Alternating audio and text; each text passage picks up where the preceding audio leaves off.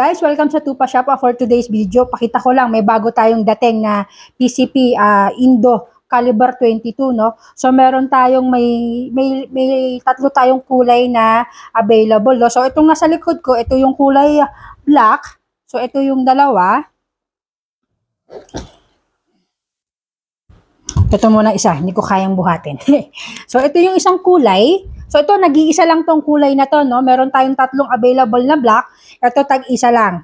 So itong rose gold. So yan.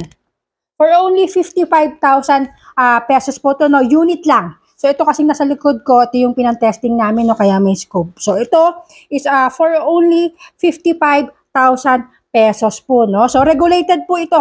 Sukatin natin yung haba ng barrel para sa mga nagtatanong. So, yung barrel niya, nasa 26 inches po yung barrel, no? So, regulated siya, side siya, no? So, ito yung pagkasa niya.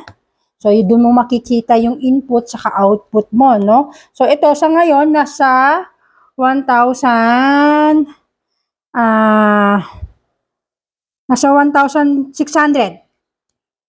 yung output niya, no? So, nakaset siya sa 1.7. So, tinesting to ni Boss Dodi, no? So, nasa 900 FPS daw yung velocity nitong Indo PCP natin. So, may markings po pala siya, no? So, ito yung markings niya. So, RTA ba yun? So, RTA. So, ito ulitin ko po, Indo made po itong bagong dating natin. Meron lang tayong 5 stock nito. So, sasamahan natin para masaya. Samahan natin ng dalawang magazine.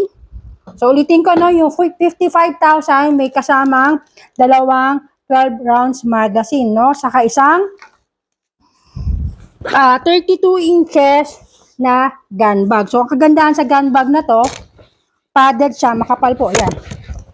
Makapal yung material nito. So, layo ako konti. So, yan siya. So, may 2 side pack siya.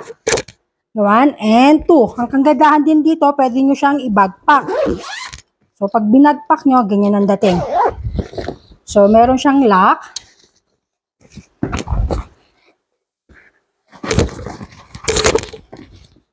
So, yan. Pwede nyo siyang i-bagpack ng ganyan. So, yan na. For only 55,000 only yan. May bagpack ka na. May dalawa ka pang magazine. So, yan po yung kasama dun sa package natin, no? For only 55,000 pesos, no? So, yung scope natin, so yun uulitin ko, didepende mo sa scope na kukunin nyo. Nasa 3,195 yung pinakamura. Ang pinakamahal, syempre, nasa 20 plus yung ating Markul po ang brand natin, no? Yung aming hawak na mga scope, no? So, ito pala, kung may magtatanong kung anong weight nito, kakakilo ko, pag unit lang, nasa 3.3 kilo po ito. So, 3.3 yung weight nitong Indo natin na PCP. Ang barrel niya, nasa 26. Ang full length niya, tingnan natin yung full length niya. Hanggang doon sa dulo, nasa 30 inches po yung haba nito, Mula dito, mula dyan, hanggang dito po, no? So, ulitin ko, 3 lang ang available na color nito. So, isa nito, isa pa yung isa. Saka, ito. So, 5 lang ang dumating sa amin, no? For only 55,000 pesos. Ito yung isang kulay. So, yun, mas bright yung markings niya, no? So, 2 magazine, merong isang kasamang ganito, yung pang single, yung stock niya. Tapos, ulitin ko, meron kang gun bag dun sa 55,000 pesos, no? Kagandahan sa kanya, yon, meron na doon sa taas, may Picatinny doon, side lever po siya, side siya, no? Dito ang kasa, dun yung magazine niya, no? So, ulitin ko, for only 55,000 pesos, no? 5 lang ang dumating sa shop nito, no? So, yon. So, lagay ko na lang po yung description kung saan nyo po kami matatawagan, kung saan po yung shop.